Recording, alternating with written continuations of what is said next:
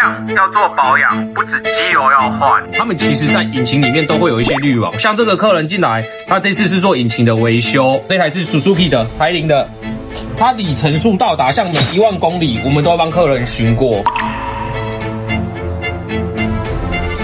我们来看一下 Suzuki 机油滤网，然后它的材质是纸质的。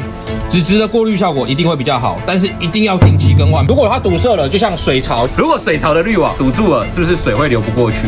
就像这个机油滤网，当机油滤网堵住了，机油流不上去，引擎是不是会受损呢？有看到这里还有一个铁质的滤网，有没有？像这个就没有什么堵塞，但是还是要做定期的检查。我们要让大家透过保养取代维修，机车健检找 Hanson， 我在万华等你来。